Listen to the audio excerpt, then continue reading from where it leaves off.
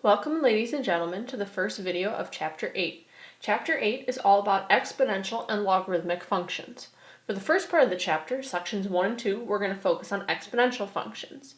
And then the second part of the chapter, starting in section 3, we're going to introduce logarithmic functions. So logs are something that you've probably seen if you've taken a practice ACT or actually taken the ACT, but we're not going to do that until the second part of the chapter. Today what we're going to be doing is we're going to be graphing exponential functions, both growth and decay. You're going to be doing this without a calculator. So first thing that we should probably talk about, the whole base of the chapter, is what exactly is an exponential function? Well, an exponential function has a base is the constant. So it's a function where the base is the constant, and then the variable is the exponent.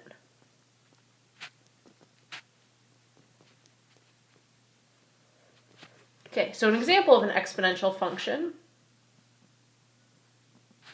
would be something like y equals 5 to the x. So 5 is the base and x is the exponent. So another one, y equals 1/2 to the power of x. This is exponential. 1/2 is the base, which is a constant, and then the exponent is x. Another one might be y equals 3 to the power x plus 1. So my base is 3, it's being raised to the power of x, and then that 1, all that it does is it moves the graph up by 1. Now something that's important in an exponential function is an asymptote. And an asymptote is a line that the graph approaches. So I'm going to show you what I mean by that in a minute, but for right now, just keep that in the back of your mind. So an asymptote is a line that the graph is going to hug, it's going to get really close to, but it's never actually going to touch. So today's video is all about graphing. So we're going to be graphing functions that are in the form that you see below. Y equals a times b to the power x minus h plus k. Okay, so here's what you need to know. That k is the asymptote. Okay, the a tells you two things. It either stretches or shrinks the graph. And then also, really importantly, it tells you if the graph opens up or down. So if a is positive, the graph will be up, and if a is negative, the graph will be down.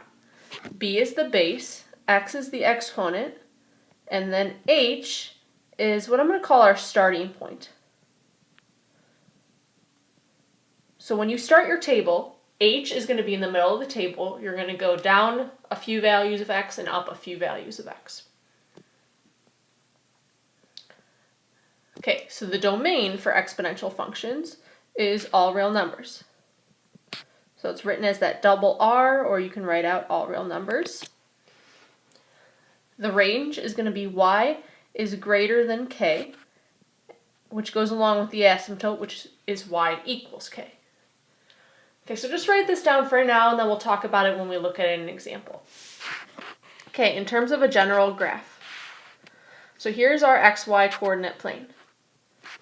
Now, you're going to have an asymptote, which we're going to dot in. So I'm just going to put it somewhere. So this right here is y equals k. It's our asymptote.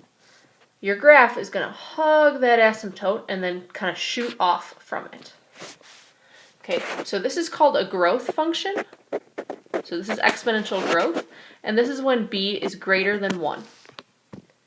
Okay, so when our base is greater than 1. Now when our base is smaller than 1, that's going to be exponential decay. And in that case, you're going to start high and end low, again, hugging the asymptote. So this one in blue, this would be decay, and b would be less than 1. Okay, so I know that this is a lot of information that's kind of hard to comprehend unless you can actually do an example. So let's jump into this first example. It's y equals 2 to the power of x plus 1. Okay, so first thing we talked about is this number right out here is your asymptote. Okay, so our asymptote is y equals 1. It's always going to be y equals. You need to remember to put y equals because our asymptote is a line. Now on the graph, the way we show this is with a dotted line. So we're going to dot in our asymptote. Okay, we know our domain is all real numbers. And our range is going to be y is greater than 1. Again, it goes along with the asymptote. Next thing that we need to do is we need to fill in that table. So what we're going to do is we're going to look at our exponent. So I told you that the exponent is x minus h. Here, our h is 0 because nothing's written. So that goes in the middle of the table is a 0. Then I'm going to go down 2, and I'm going to go up 2. And then I have to substitute all of these in. So when I substitute in negative 2, I get y equals 2 to the power of negative 2 plus 1. Now 2 to the power of negative 2 is 1 over 2 squared plus 1, which is 1/4 plus 1. So I'm going to write it as 1 and 1/4. Okay, now if I substitute in negative 1, so this is y equals 2 to the power of negative 1 plus 1. So that's 1 over 2 to the power of 1 plus 1, which is 1 and 1/2. Now if I substitute in 0, that one I can do in my head. 2 to the power of 0 is 1. 1 plus 1 is 2. If I substitute in 1, I get 2 to the power of 1, which is 2. Add 1 is 3. When I substitute in 2, 2 to the power of 2 is 4. 4 add 1 is going to be 5. Okay, now what you're going to notice is there's not a common change between them. I'm not adding the same number. I'm not multiplying by the same number. So there's no pattern you have to look for. You really actually have to substitute in all 5 points. So now I'm going to graph this. So negative 2 and 1/4 is just a little above 1. So it's negative 2 and then a little above 1. Then I have negative 1 and still a little bit more above 1. I have 0, 2, 1, 3, and 2, 5. And then we're going to connect the points. Okay, now you need to make sure of a few things. First of all, your graph should not touch or cross the asymptote. So in this case, we should never actually hit y equals 1. Okay, and that's why the range is y is greater than 1. It never actually gets to 1. And then we need to make sure, does our answer make sense? Well, you're going to look at your equation. In your equation, your base is 2. Because our base is greater than 1, this is typical of growth. This is exponential growth. So is my graph growing? Well, yes, it is. If I start at the left side, it starts low, and then it increases, it ends higher. So that was the first example. Now looking at the second example, I have y equals 1/3 to the power of x. So something that's different in this case is that our base is 1/3, which is going to be decay. So we're going to start high and end low. So this one's going to be a little bit different than what we last did. First thing that we need to do is identify the asymptote. Now the asymptote is what comes after the base. So if nothing's there, our asymptote is just y equals 0. Our range then is going to be y is greater than 0.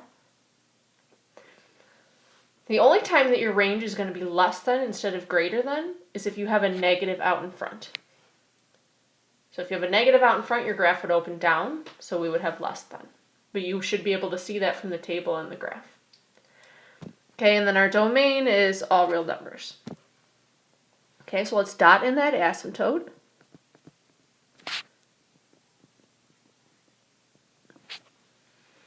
Okay, now going to the table. If I look at my exponent is just plain old x. It doesn't have anything before or after it. That tells you that your h value is just 0. So 0 is what goes in the middle of the table. Then I'm going to go down 2, and I'm going to go up 2. And now you have to substitute all of these in. So if I substitute in negative 2, I get y equals 1/3 to the power of negative 2. Now the negative is going to flip that fraction, so it becomes 3 over 1 squared. 3 over 1 squared is going to be 9. Now if I substitute in negative 1, I get 1/3 to the power of negative 1, which flips it, so it becomes, 3 over 1 to the power of 1, which is just 3. Now 0 I can do in my head. Anything to the 0 power is just 1. If I substitute in 1, I get y equals 1/3 to the power of 1. So that's 1 to the power of 1 over 3 to the power of 1, which is 1/3.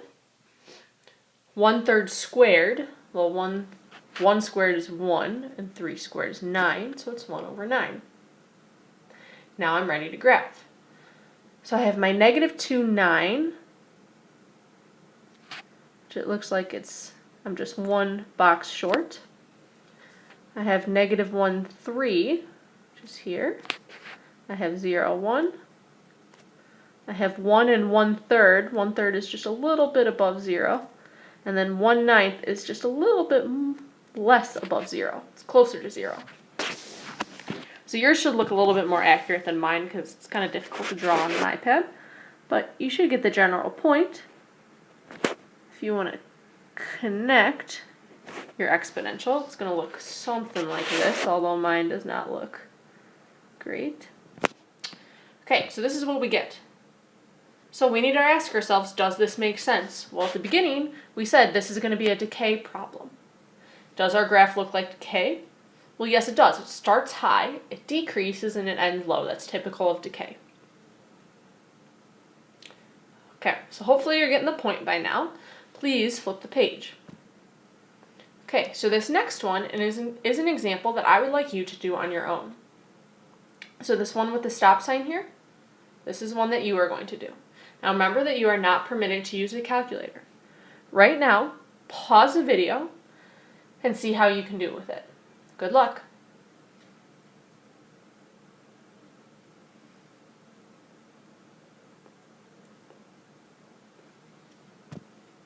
Okay, let's see how we did. First thing, identifying the asymptote. Remember that the asymptote is what comes after the base. So in this case, it's y equals -3. My range then is going to be y is greater than -3. Because I don't have a negative out in front, my range is greater than, not less than. So my graph is opening up, not down. My domain is all real numbers. Okay, so right now I'm going to dot in my asymptote.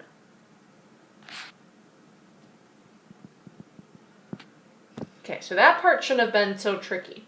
What might have been a little bit trickier is determining where to start your table. So if we look at the exponent, remember that your exponent is x minus h. So if my exponent is x plus 2, that means that my h is -2. Okay, so subtraction, you have to flip the sign. So then I'm going to go down 2, so -3 and -4, and go up 2, so -1 and 0. Okay, so if you got that wrong, that's okay. I know that that's tricky, but I did want you to see it. So let's substitute in our -4. If I substitute in -4, I get y equals 1/4. -4 plus 2 is going to be -2 minus 3. So the negative is going to flip it, so this becomes 4/1 squared minus 3. Now 4 squared is 16. 16 minus 3 is going to be 13. Now if I substitute in -3, I get 1/4. -3 plus 2 is -1 minus 3. So this becomes 4/1 to the power of 1 minus 3. 4 to the power of 1 is just 4. Minus 3 is 1. If I substitute in -2, that I can do in my head really, but we'll write it down anyway. I get 1/4 to the power of 0 minus 3. Okay, so anything to the 0 power is 1. 1 minus 3 is going to be -2. Okay, so now let's substitute in -1. I get y equals 1/4. -1 plus 2 is just +1 minus 3. So this is 1/4 minus 3. Okay, so if I take -3 and I add 1/4, it's going to be -2 and 3/4. So what I just said is the way that I think about this is as -3 add 1/4. Okay, so now I'm going to have to do a little erasing since I ran out of room. Now when I substitute in 0, I'm going to get y equals 1/4 squared minus 3. So this is 1/16 minus 3. So I think of that as -3 add 1/16, which is going to be -2 and 15/16. Okay, so if you're not good with those fractions, you need to make sure that you practice that and that you ask in class. Okay, so now let's go to our graphing. Negative 413 we can't graph, that's way off the grid that I gave you. So then we have negative 3, 1, which is right here. We have negative 2, which is here. Negative 1 and negative 2 and 3/4, so that's really close to negative 3. And then the next one is going to be even closer to negative 3. Super, super close to negative 3, but not actually negative 3. And so then let's graph this. I'm going to get my best to be accurate. You should be more accurate since you're writing this on paper and not an iPad. Okay, so it looks pretty good. Last thing that I want to do is check, does this answer make sense? Now right now my graph looks like exponential decay. It starts high and ends low. Well, is my equation exponential decay? So looking at my equation, I have 1/4. Because 1/4 is less than 1, this is going to be a decay. So my graph does make sense. I know that one was tricky, so I want to do one more like it with you together, and then you have one to do on your own. So looking at that next equation to the right, y equals 1/3 to the power x minus 4 plus 5. Okay, so my asymptote is this number at the end. So my asymptote is y equals 5. I have a positive 2 out in front, so the graph will be opening up. So my range is going to be y is greater than 5. My domain is still all real numbers. Now to figure out what I put in the table, I look at that exponent. I'm going to take the opposite of negative 4, which is going to be positive 4. I'm going to go down 2, and then I'm going to go up 2. Before we plug those numbers in, I want to graph the asymptote. So y equals 5 is going to be up here.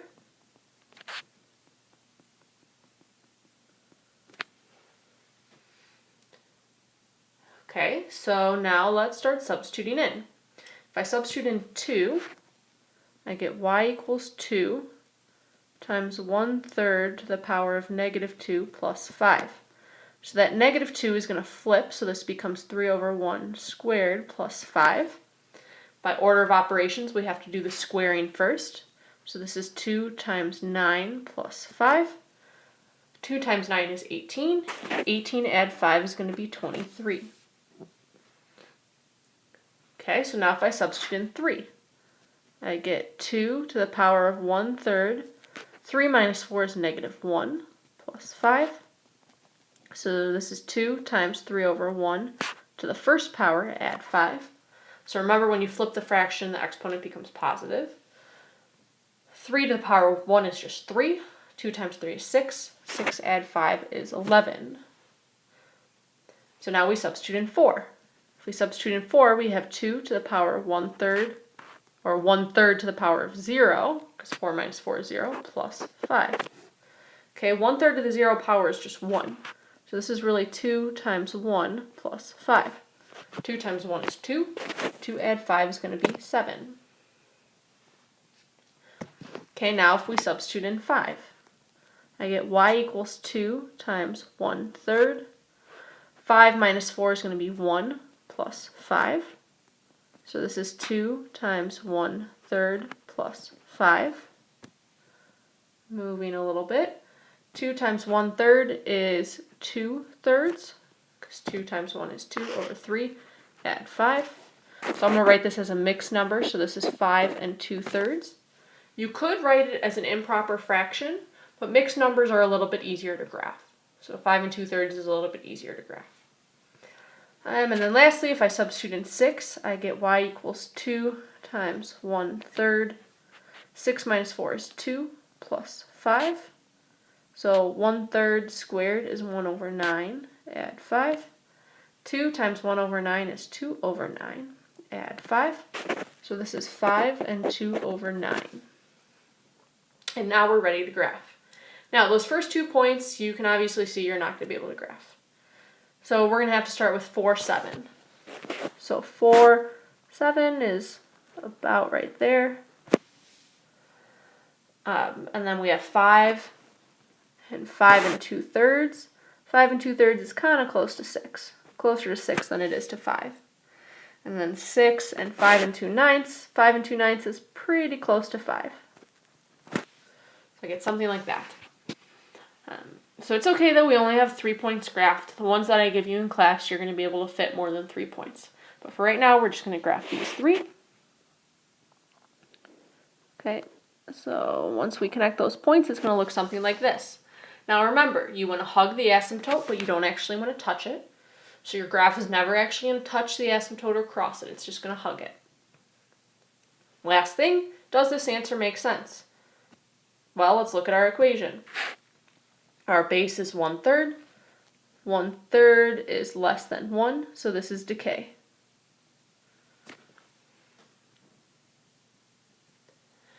Okay, I know this has been a long video, but just stick with me. You only have one more example to do. You have this last example to do. Before you do that, I have a quick trivia question at the bottom. Do you remember, what did the 7 dwarves in the Snow White movie do for a living? You remember? So this image might help you. Hopefully you remember that the 7 dwarves were coal miners. So that was just a quick bit of trivia before we do our last example. Now this last one, you can tell by the stop sign, is one that you're going to do. Right now, pause the video and answer this last question on your own. Good luck.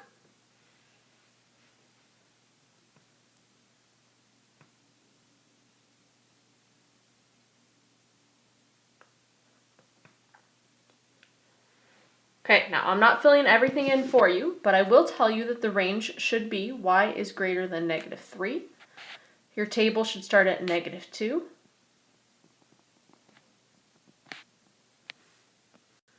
In the table, I will tell you that when you substitute in 0, that you should get 1. And when you substitute in -4, you should get -2 and 3/4. Now, I'm going to leave it up to you to finish the rest of this question. Now, please remember to check your answer. 2 is greater than 1, so this should be growth. So your graph should be typical of exponential growth. It should start low and end high. When you come to class tomorrow, your teacher will be making sure that you have all problems completed, including this last problem.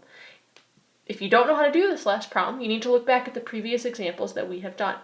If you have any questions, you have this big space here that you can write down questions in. Please make sure you bring them to class tomorrow. Good luck on this last question, and see you tomorrow.